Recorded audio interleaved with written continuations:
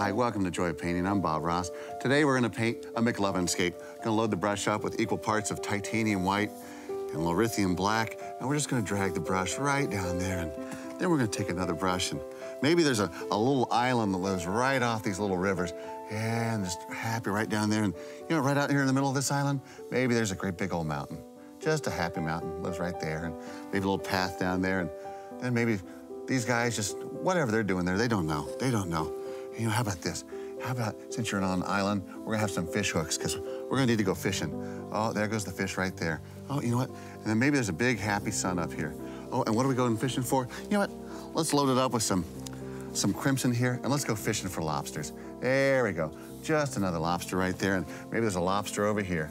Oh, there it is. That's just perfect. Well, I think that's enough for today.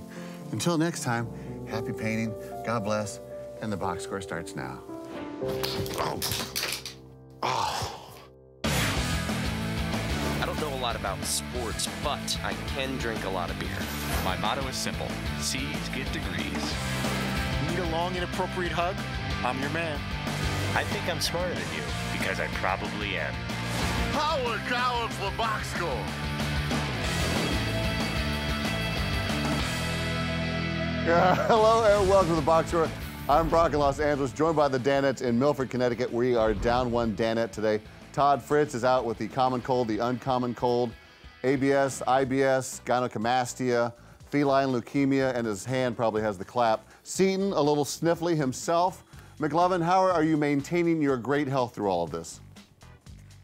Dude, I'm on the precipice of getting sick.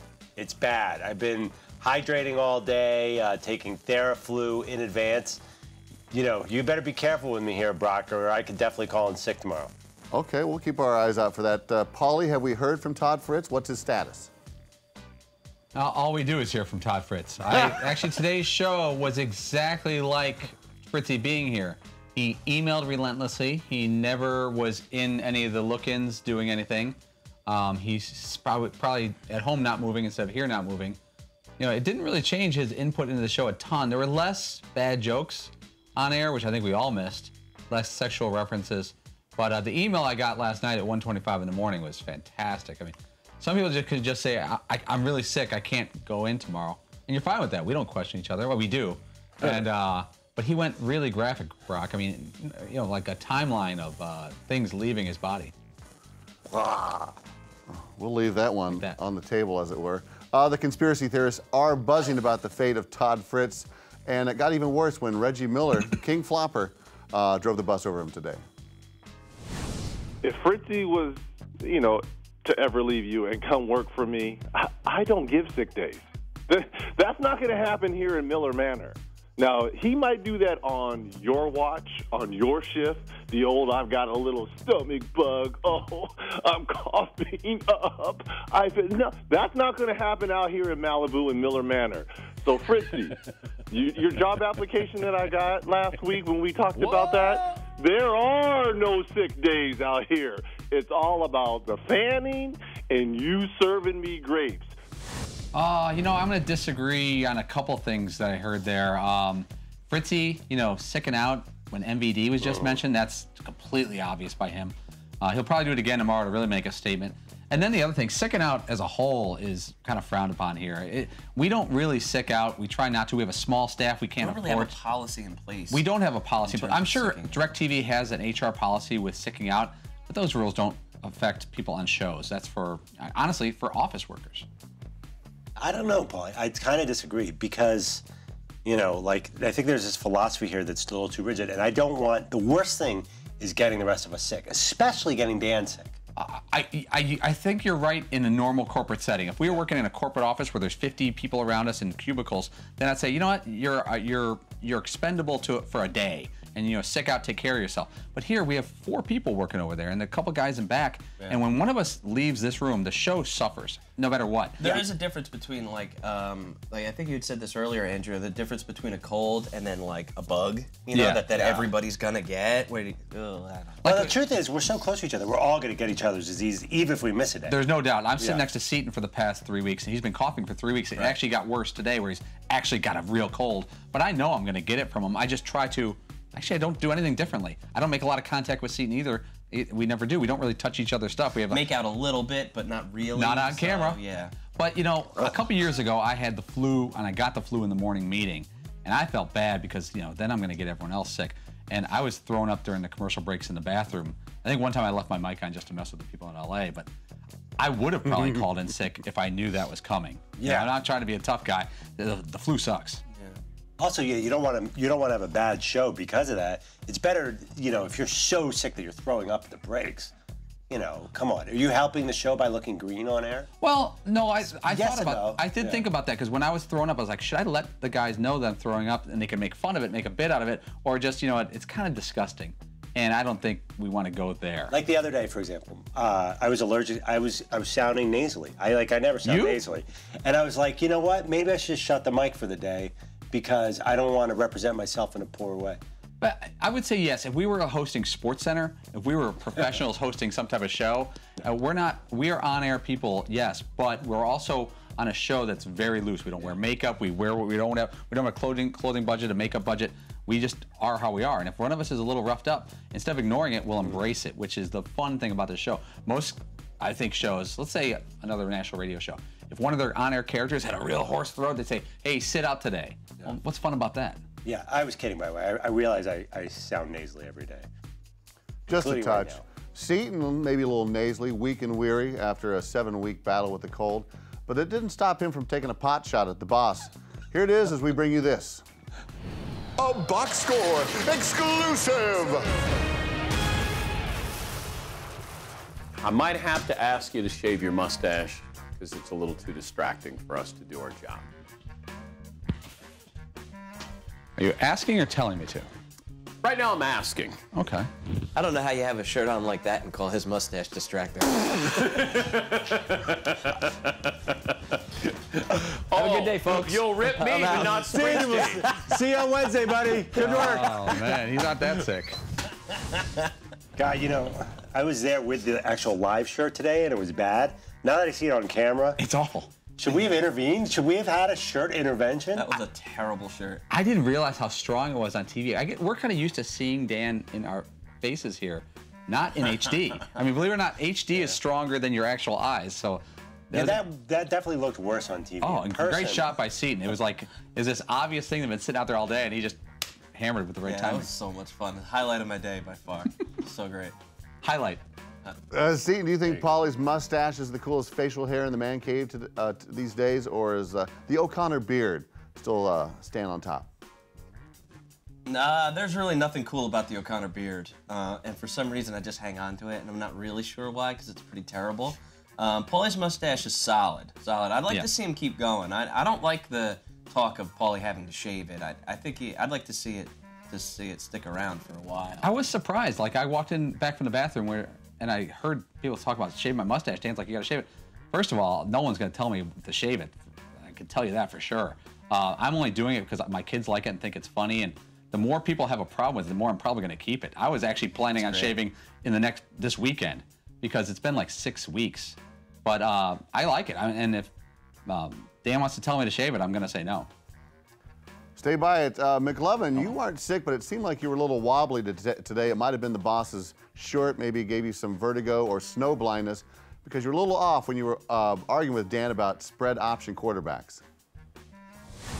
This is spread offense. I mean, this is absolutely a product of the way they're throwing the ball. Is that why it's become even harder to be able to decipher who's a good quarterback and who's not? Yeah, I think it's going to be really hard. I mean, you just look, all these guys, you just don't know. RG3, Cam Newton. It's just hard to evaluate the transition. Okay, then what are you looking for? Geez, I have no idea. Once again, if you missed that quote, geez, I have no idea. Have Andrew spent the last, 7 years or whatever it is, building his NFL credibility and all of his different mock drafts that he does, and he's sort of our go-to guy for that. To have just a moment of, geez, I have no idea, was... I bet it sounded great on radio. So great. Because I wasn't looking, I was just listening, and on radio, I bet that sounded great. I love it because Andrew's actually being honest. instead of making up some BS analyst answer. Because if anyone knew which quarterbacks would be good and which aren't, you'd be a billionaire. You'd be the head coach of a football team or a GM. Right. So by being honest in that moment, it was hysterically funny. I have no idea. Yeah, I actually, it's funny, I am embarrassed by some of my takes. That one, I kind of think of this year's draft class, Blake Bortles, Johnny Manziel, Derek Carr. I don't know who's good now. But I think you 12 should, games. I think this could be a new offshoot brand. Geez, I have no idea. Could be under Against the Grain Productions. I think that's your draft kind of like, I would say March, April. Geez, I have no idea becomes either a segment or maybe a title of an article. I just want to clarify one thing. When I do draft analysis, I'm talking about where guys are going to go, not whether they're going to be good. Because I said Blaine Gabbert would go top 10. I never said he would be a good quarterback. That's true. No, you just said that he was way more NFL ready than Cam Newton. I said he was perceived. He's perceived by teams. And by the way, Blaine Gabbert went number 10, dude. It's not like he fell into the 8th round. I was dead on with Blaine Gabbert. Best call I ever met. From Geez, I have no idea production. Right. We have no idea. Coming up, the Christmas tree was found and put up, plus the boss has a surprise for quarterback Blake Bortles.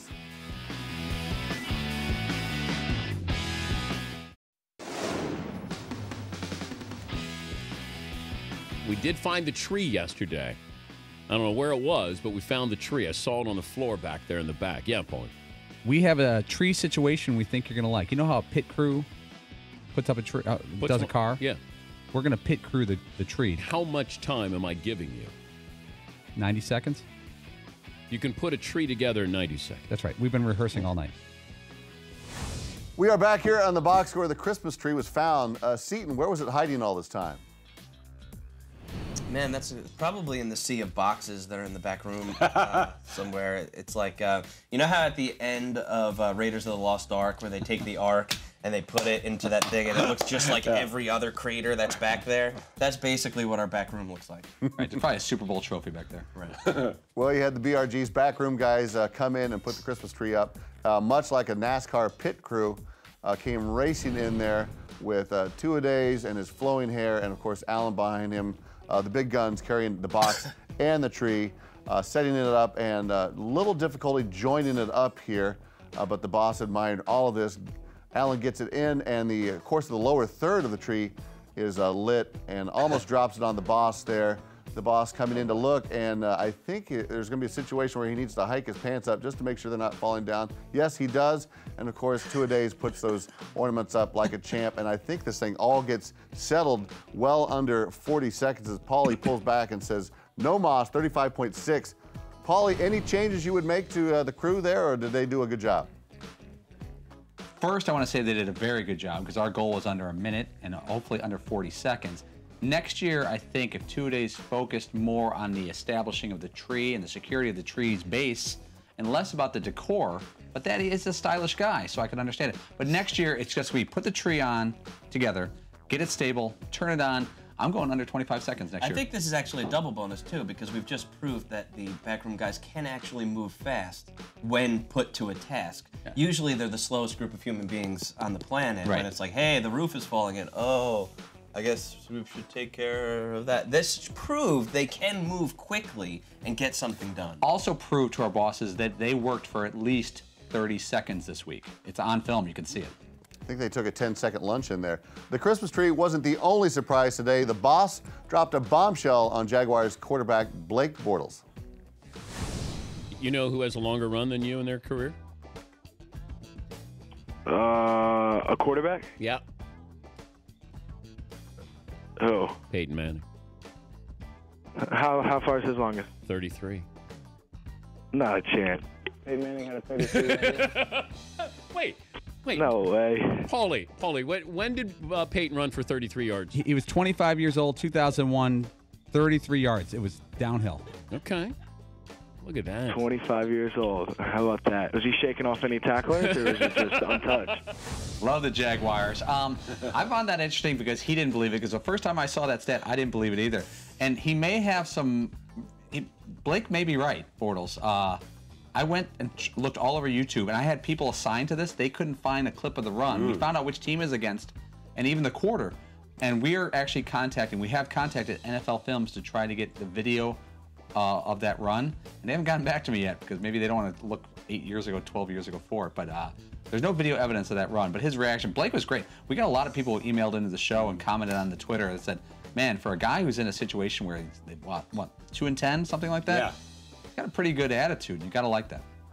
McLovin, were you surprised by his honesty that he admitted when he hears the voices, the play calls in his ears, that he was trying to talk back into the helmet as if it had a microphone? Is that a common complaint for rookie quarterbacks? I've never heard of that. It's one of my favorite lines I've heard from a quarterback on the show in a long time. You know, one thing about that helmet with the talkback in it, I feel like quarterbacks get a lot of credit for doing things at the line. They're getting talked to in their ear by the offensive coordinator often, or they're getting plays, maybe not at that moment, but I feel like, you know, we underestimate the fact that they have the entire coaching staff in their helmet, you know, up and not at the play, but so maybe these quarterbacks making the calls aren't that smart. I feel like Bortles just admitted it's pretty simple once you get used to it. So the other funny thing about this, it reminds me of what we do for a living. We could talk into Dan's ear. All three of us during the show, all three of us at some point will talk into Dan's ear, give him cues, information, questions, whatever it may be. And occasionally we're on a remote where we cannot talk into Dan's ear. And that is the worst thing. Like we do the Super Bowl every year and we build this great set. And they always ask Seton and I, what do you need? What do you need? And I answer one thing. I need a mic that goes into Dan's ear. Anything else we could deal with, literally, because if you can't communicate with your host, you cannot do a show to 100% level. And I don't care if we have chairs, computers, anything else, as long as we have that. And Seton will probably back me up.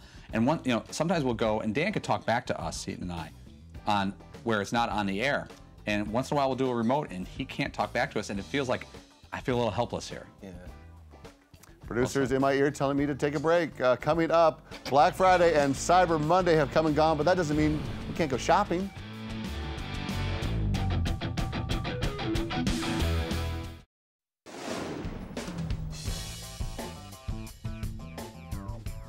We are back here on The Boxer. I'm sure a lot of you were out there chasing down deals on Cyber Monday, but if you're a Redskins fan, there were discounts available on Cyber Monday, but they weren't exactly cyber. They were actually by phone only. Seton, on a scale from 1 to 10, how bad would you rate this screw up by the team's marketing department? Yeah, that was certainly an issue. That's getting it exactly wrong. You couldn't have gotten it any more wrong than that. So that's a great A+ failure. With everything going on there in DC, though, that's almost like, yeah, focus on this flub. We're not going to mention the entire team is not good right now. Yeah, that feels very Raiders-ish, but it was the Redskins. That's what the whole franchise feels feeble because of how their owners dealt with things. And I don't know if it translates to winning or losing on the field, but people will correlate those two things. Like, you can't even give a website address out and have people order via a website. That's how inept you are. There's some poor secretary answering the phone at a fever pitch there. Well, with all this talk about, let me see, shopping. The producers thinking we should play another round of... Oh, boy, Worth or worthless?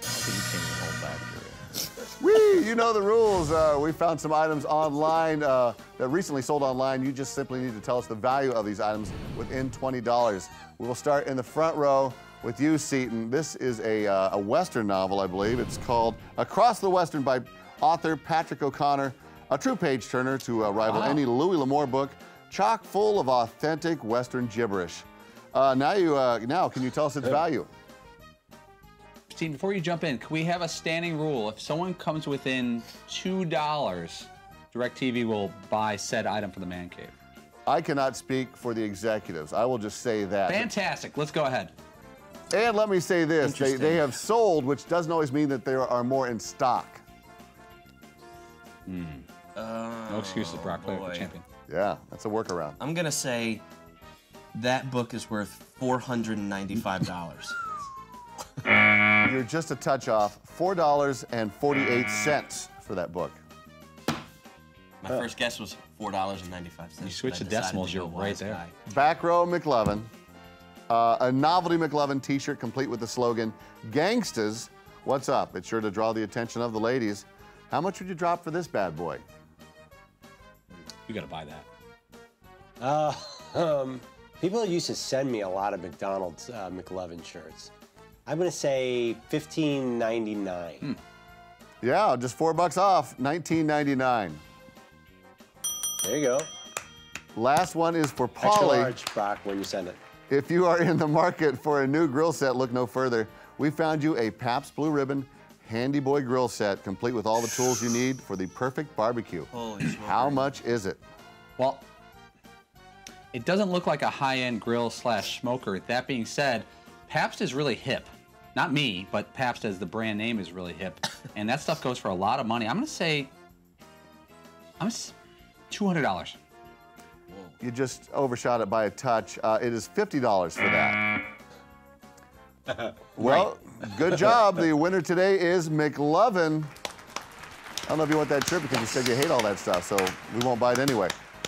Don't go away. What's the best concert you've ever been to? The Danettes will answer that question next.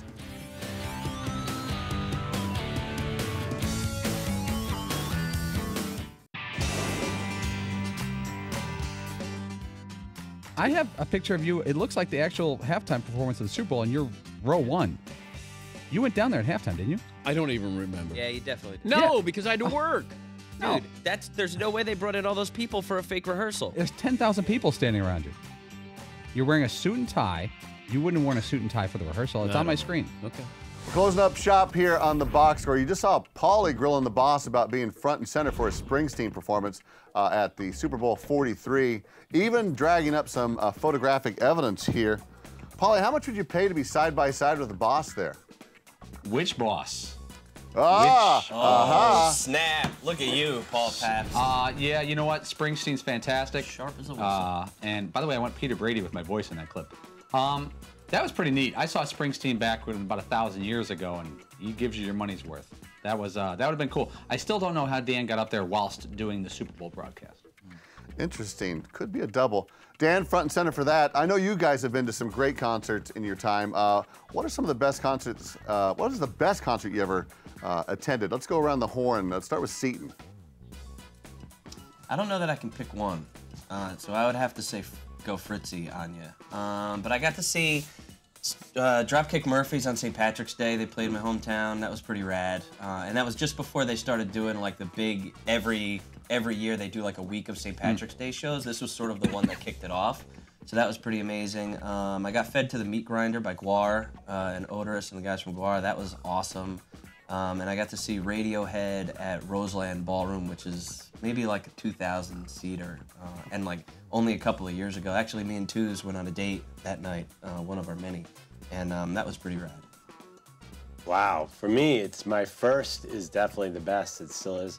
Sha Na Na, who played at Woodstock, Valley Forge Music Fair, and I think I've maybe told this story, but the saxophonist who wore all pink had all these handkerchiefs.